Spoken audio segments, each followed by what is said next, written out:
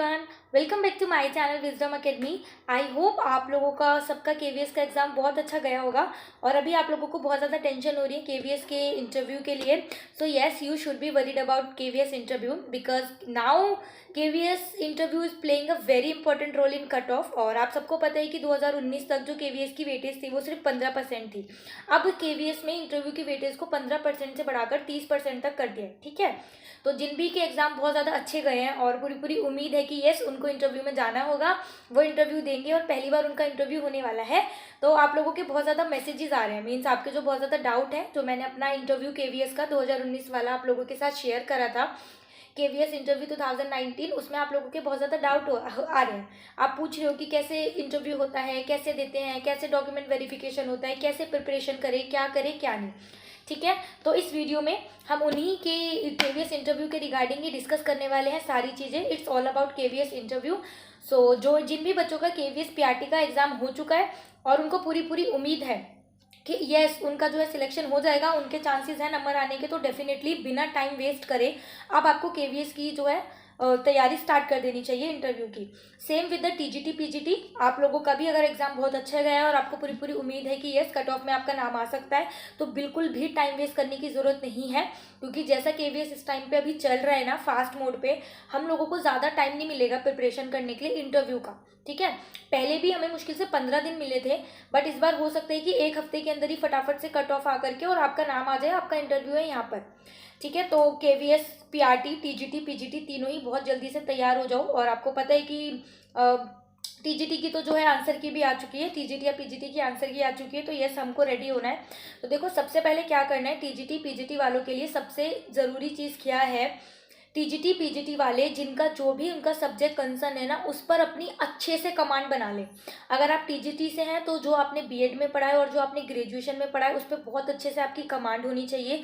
Same PGT वालों के साथ भी है, जो भी उनका सब्जेक्ट मास्टर्स में रहा है उसकी एक डीप पकड़ आपके पास होनी चाहिए। क्योंकि आप लोग वुड बी टीचर हो, आप टीचर बनने चाह रहे हो, ठीक है, लेकिन जो पैनल वहाँ पे बैठा होगा, जो आपका इंटरव्यू ले रहा होगा ना, वो ऑलरेडी आपसे एक्सपीरियंस्ड है, वो टीचर रह चुके हैं या वो टीचर हैं ऑलरेडी, वो पढ़ा रहे हैं, तो आपको उनसे ज़्यादा डबल एक्सपीरियंस है। तो आप ये नहीं सोच सकते कि आप उनको पागल बना लोगे, नहीं।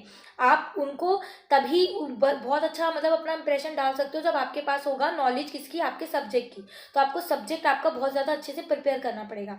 और अगर आप सोचो कि जो सिलेबस में है वही पूछेंगे, जैसे कि 6th to 7th और 8th में क्या है, 6th क्लास की हिस्ट्री, अगर मान लो आप टीजीटी एसएसटी हो या पीजीटी हिस्ट्री हो, तो आपको क्या लगता है, जैसे 6th क्लास में, 7th क्लास में, 8th क्लास में, और पहले पुराना भारत है मीन्स एंशियंट इंडिया है, फिर मॉडर्न आधुनिक भारत है, आधुनिक भारत के बीच में जो मध्यकालीन भारत है वो है, तो 6th 7th 8th की इस तरीके से है। तो आप अगर सोचो कि वो जो सिर्फ आपका एनसीईआरटी से ही पूछने वाले हैं, तो ऐसा कुछ नहीं है।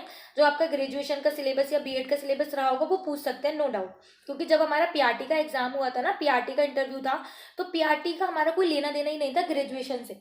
बट जिन भी बच्चों ने फील करा था कि ग्रेजुएशन उन्होंने करी हुई है, तो अब मान लो ग्रेजुएशन कोई किसी भी चीज़ में कर सकता है, चाहे बीए हो, चाहे बीकॉम हो, चाहे बीएससी हो, तो वो बीएससी बीकॉम वाले क्वेश्चन पूछ रहे थे इंटरव्यू में, किसके, पीआरटी के इंटरव्यू में बीकॉम के क्वेश्चन पूछ रहे थे। तो यहाँ पे बच्चे फंस जाते हैं। मेरा भी फ्रेंड जो आंसर नहीं कर पाए थे और यही रीज़न था कि उनका सिलेक्शन नहीं हुआ था, तो इस वजह से मैं नेक्स्ट टाइम 2019 वाले में तो इतना डर गई थी, मैंने मेंशन ही नहीं करा था कि मेरी ग्रेजुएशन हो रखी है, जबकि मेरी उस टाइम पे ग्रेजुएशन हो गई थी। ठीक है, तो आप लोगों को अपना सब्जेक्ट तैयार करना है। सेकेंड चीज़, अगर आपको लग रहा है ना कि हाँ भाई आपके सिलेक्शन के पक्के चांसेस हैं, तो आप अपने डॉक्यूमेंट ना बिल्कुल मतलब एक अच्छे से करके रख लो। क्योंकि जब हम इंटरव्यू देने जाते हैं ना, इंटरव्यू देने से पहले हमारा डॉक्यूमेंट वेरिफिकेशन होता है। केवीएस में कोई अलग से केवीएस में डॉक्यूमेंट वेरिफिकेशन नहीं होता, जिस दिन हम इंटरव्यू देने जाएंगे उसी दिन होता है। इंटरव्यू से पहले आपका डॉक्यूमेंट वेरिफिकेशन होता है। और इन केस आपके डॉक्यूमेंट में कुछ प्रॉब्लम होती है या कि कोई डेट मैच नहीं कर रही है, किसी का नाम मैच नहीं कर रहा है, तो वो आपको इंटरव्यू देने ही नहीं देंगे। चाहे आप उनके सामने गिड़गिड़ाओ, रो लो, हाथ पैर जोड़ो, कितना भी कुछ कर लो, वो आपको इंटरव्यू नहीं देने देंगे। तो सबसे पहले आपको क्या करना है, आपके डॉक्यूमेंट जो है ना अप टू डेट रखने हैं। कोई कास्ट सर्टिफिकेट हो, कोई किसी चीज़ की मार्कशीट हो, कहीं पे आधार कार्ड हो, जो भी नाम हो, पापा का नाम अलग है, मम्मी का नाम अलग है, जो भी डॉक्यूमेंट आप लेके जाने वाले हो, 10th की मार्कशीट, 12th की मार्कशीट, ग्रेजुएशन की मार्कशीट, बीएड की मार्कशीट, ठीक है, ये चाहिए ही होगा आपको, और सीटेट की मार्कशीट। तो इन सब में आपको ट्राई करना है कि नाम आपका सेम हो, स्पेशली जो कैंडिडेट है ना उनका नाम, मम्मी के नाम में, पापा के नाम में अगर कोई भी इनसाइड कुछ प्रॉब्लम होती है तो एफिडेविट लग जाता है और एफिडेविट से काम चल जाता है। मोस्ट ऑफ द केसेस वो मान जाते हैं अगर आपके नाम के अलावा किसी चीज़ में प्रॉब्लम है। बट येस, अगर आपके नाम में प्रॉब्लम है कैंडिडेट के नाम में, तो 99% चांसेस है कि वो रिजेक्ट कर देंगे, वो नहीं करेंगे। सेम ऐसी इंसिडेंट हुआ था मेरे साथ, नहीं बट जो हमारे बैच में जब डॉक्यूमेंट वेरिफिकेशन चल रहा था, उस लड़की के नाम में 10th क्लास में एक सरनेम लगा था और वो डाइट की में नहीं था, तो इस बेसिस पे उसको इंटरव्यू ही नहीं देने दिया था। ठीक है, तो डेफिनेटली इस चीज़ के लिए आपको मेंटली प्रिपेयर करना है। कोई डोमिसाइल आपका हो, कोई कास्ट सर्टिफिकेट हो, आपको अप टू डेट रखना है। आप उसको बात के भरोसे नहीं छोड़ सकते, आपको इंटरव्यू से पहले पहले प्रिपेयर करना होगा। और जब आपके पास इंटरव्यू का आएगा, कॉल लेटर आएगा, आप उसको साइन करोगे, आप उसको फिल करके लेके जाओगे, तो उसमें ये चीज़ आप साइन करके दोगे, आप अंडरटेकिंग साइन करके दोगे कि भाई देखो अगर कुछ प्रॉब्लम निकल रही है तो ये मेरी प्रॉब्लम है और आप मेरे को निकाल देना, मैं आपको कुछ ऑब्जेक्शन आप कर भी नहीं सकते, क्योंकि आप ये अंडरटेकिंग साइन करके दोगे। ठीक है, तो स्पेशली टीजीटी पीजीटी, क्योंकि बहुत ज़्यादा डॉक्यूमेंट्स हो जाते हैं, तो आपको सारे अच्छे से प्रिपेयर करके रखने हैं। सेकेंड चीज़, अपने कमांड रखनी है अपने सब्जेक्ट पर।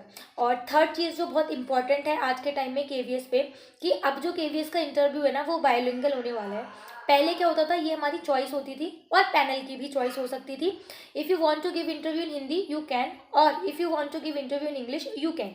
ठीक है, बट अब क्या है, अब जब आपने केवीएस का फॉर्म भी भरा होगा तो उसमें आपके लिए एलिजिबिलिटी थी, आपने जो सीटेट होगा, डाइट होगा, जो भी आपको बोला हुआ है वो, उसके साथ आपने एक चीज़ और था कि हिंदी और इंग्लिश में आपकी प्रोफेंसी होनी चाहिए। ठीक है, आपको हिंदी और इंग्लिश दोनों पे इक्वल कमांड होना चाहिए।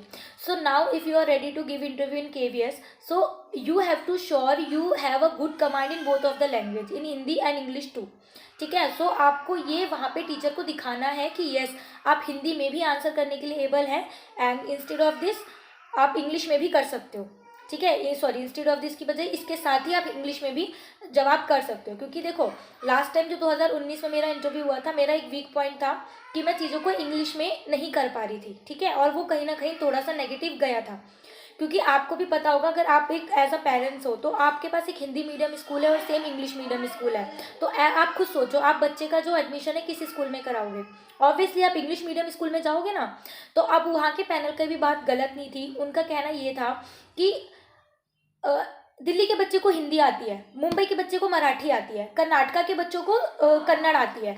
ठीक है, लेकिन आप एक्सपेक्ट नहीं कर सकते कि कर्नाटक का बच्चा हिंदी पढ़ेगा, और एज अ केवीएस में आप तो कहीं भी काम करने के लिए आपको भेजा जा सकता है, बट आप बच्चे से एक्सपेक्ट नहीं कर सकते। वहाँ पे इतने सारे जो बच्चे रहते हैं आप उनसे एक्सपेक्ट नहीं करोगे कि कर्नाटका का बच्चा मराठी पढ़े। बट येस, उनके बीच में एक मीडिएटर वाली लैंग्वेज है, वो होती है इंग्लिश।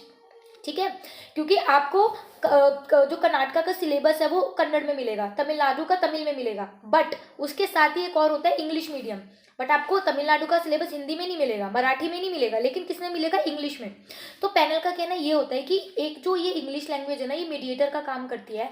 अगर टीचर को ही नहीं इंग्लिश समझ में आ रही तो वो बच्चों से कैसे कम्युनिकेट करेगा, बच्चों से कम्युनिकेट ही नहीं करेगा तो पढ़ाएगा कैसे। तो इस टाइम पे जब आप इंटरव्यू देने जाओगे, so you have to be mentally prepare कि yes you have to give answer in English if you are comfortable. और आपको सारे आंसर भले आप इंग्लिश में मत दो, बट आपको कम से कम पैनल को शो करना पड़ेगा कि आपको हिंदी पे भी कमांड है और इंग्लिश में भी कमांड है, दोनों ही लैंग्वेज में आपको कमांड है। ठीक है, उस टाइम पे मेरे को मतलब इंग्लिश समझ में आ जाती थी, बट वो होता है ना स्पीकिंग में इतना ज़्यादा फोबिया होता है कि means we know what is the answer, even we can speak, but we are not getting that much confidence to speak in front of panel, तो बहुत ज़्यादा hesitate हो रहा था।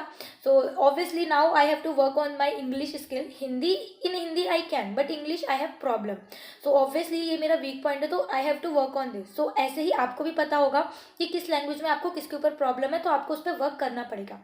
और यहीं पे अगर आप दिखाओगे कि आपको हिंदी भी आता है, आपको इंग्लिश भी आता है, तो डेफिनेटली ये थोड़ा सा पॉजिटिव स्कोर रहेगा पैनल के ऊपर और आपको मिलने वाले हैं बढ़िया से स्कोर। अब चौथी चीज़ सबसे इम्पॉर्टेंट क्या है, वहाँ पे आप रेडी रहना, आपको डेमो तो दिया ही दिया जाएगा। आप सोचो कि वहाँ पे आप जाओगे, इंटरव्यू में आपसे पूछा जाएगा और आपको भेज देंगे, तो नहीं। अब पूछा तो आपसे जाएगा ही, पर्सनैलिटी तो आपकी चेक होगी, बट इसमें 30 नंबर का अलग से ही डेमो है, यानी आपको डेमो तो देना ही पड़ेगा, ये मैंडेटरी है। अब आप खुद सोचो ना, आप टीचिंग का इंटरव्यू देने जा रहे हो, टीचर हो ना, पढ़ाने जा रहे हो, तो ऑब्वियसली आपसे पढ़वा के तो देखा ही जाएगा। तो आपको कम से कम 3 से 4 लेसन प्लान खुद से प्रिपेयर करके लेके जाने। ठीक है। एज अ डेमो आपको खुद से प्रिपेयर करके लेके जाने हैं, ठीक है। पीआरटी में कुछ भी हो सकता है, पीआरटी में बहुत अच्छे अच्छे टॉपिक मिल जाते हैं, फैक्टर्स एंड मल्टीपल हो गया, एलसीएम हो गया, फ्रैक्शन हो गया, मैथ्स में पढ़ाने के लिए, ईवीएस में पढ़ाने के लिए इतने अच्छे अच्छे टॉपिक हैं, छोटी छोटी एक्टिविटीज़ करा सकते हैं, बहुत कुछ है पीआरटी में। बट फॉर टीजीटी पीजीटी पहली चीज़ तो सबसे पहले आपकी कमांड होगी आपके सब्जेक्ट पे। सेकेंड चीज़, आप उसी में से ना डेमो प्रिपेयर करके लेके जाओगे। जैसे मान लो 6th 7th 8th क्लास की आपके पास हिस्ट्री है, तो आप कोई भी 6th क्लास का चैप्टर उठा लिया एंशिएंट इंडिया का, आपने उसका एक डेमो प्रिपेयर कर लिया कि आप इस तरीके से पढ़ाओगे।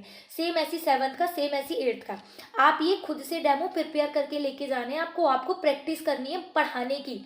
आप लोगों को बिठाओ, उनको पढ़ा के देखो कि कैसे आप पढ़ा पा रहे हो, ताकि वो लोग कमियां बताएं और आप उन कमियों को ठीक करो और पैनल के सामने बिल्कुल जबरदस्त परफॉर्मेंस दो और बढ़िया से करो, ठीक है। अपने आप को इम्प्रूव करना है और आप उसमें देखो कि आप कैसे स्ट्रैटेजीज यूज़ कर सकते हो, कम टाइम में ज़्यादा से ज़्यादा कैसे चीज़ें डिलीवर कर सकते हो।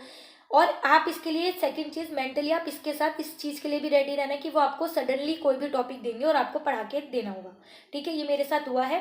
पहले तो उन्होंने बोल दिया कि आप जो प्रिपेयर करके लाए हो सब प्रिपेयर करके लेके जाते हैं, मैं भी लेके गई थी, तो मैंने डिलीवर करने लगी वो, तो उनको पता था कि हाँ भाई इसको आ रहा है, ये कर रही है। तो इन्होंने सडनली, मैम ने मुझे अपने आप से टॉपिक दिया कि आप इसको पढ़ाओ।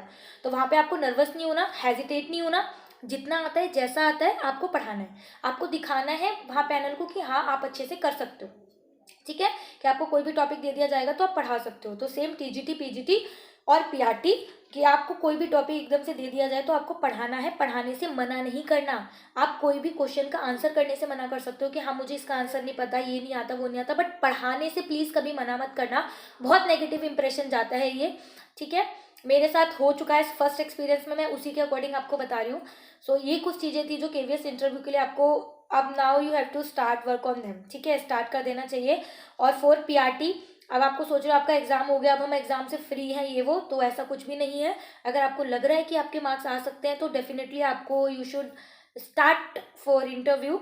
और उसके लिए आपकी ईवीएस पर, ईवीएस स्पेशली ईवीएस पर बहुत अच्छे से कमांड होनी चाहिए हर एक टॉपिक पर, ठीक है। मोस्टली ईवीएस के टॉपिक है बहुत अच्छे अच्छे, जो जहाँ पे बच्चों को रगड़ सकते हैं पैनल, जैसे अक्षांश देशांतर हो गया, टाइम जोन हो गया, ऋतुएं कैसे बदलती हैं, पृथ्वी कैसे घूमती है, ये कुछ चीज़ें हैं जिनको हम बहुत अच्छे से एक्टिविटीज़ के थ्रू दिखा सकते हैं और यहाँ से क्वेश्चन भी पूछे जा सकते हैं। और यस, इसके लिए आपको डीप नॉलेज होनी चाहिए आपके सब्जेक्ट की। तो आप सोच रहे हो ना अब आपका पेपर हो गया, एनसीईआरटी से पल्ला खत्म, पल्ला झाड़ लो, ये वो नहीं, अभी आपको एनसीईआरटी का काम है। इवन आपको इंटरव्यू के लिए सिर्फ एनसीईआरटी ही प्रिपेयर करनी है, एनसीईआरटी से बाहर नहीं जाएंगे। प्राइमरी में एनसीईआरटी से बाहर जो है वो आपसे कुछ नहीं पूछा जाएगा, भले वो ग्रेजुएशन वगैरह का वो चीज़ अलग है, पूछ सकते हैं, बट पढ़ाने के लिए हर एक चीज़ में आपको एनसीईआरटी से ही पूछा जाएगा, ठीक है। तो आपको एनसीईआरटी बहुत अच्छे से प्रिपेयर करनी है। और फॉर पीआरटी 2 पोएम इंग्लिश की, 2 पोएम हिंदी की आपको प्रिपेयर करके जानी है। लैंग्वेज पे आपको कमांड बनानी है, पर्सनैलिटी थोड़ी सी इम्प्रूव करनी है, थोड़े इंटरव्यू वाले एटिकेट सीखने हैं, वो हम डे बाय डे थोड़ा थोड़ा डिस्कस करेंगे कैसे क्या करना है। थोड़ी सी पर्सनैलिटी ग्रूम करनी है और लोगों के सामने ज़्यादा से ज़्यादा बोलने की कोशिश करो, ठीक है। हो सकता है बहुत ज़्यादा एक्सट्रोवर्ट होंगे, बहुत ज़्यादा इंट्रोवर्ट होंगे, तो एकदम से जाकर के बोलने में सबको ही प्रॉब्लम आती है, डर सबको लगता है, गला सबका सूखता है ना। तो सेम सबके साथ होता है ये।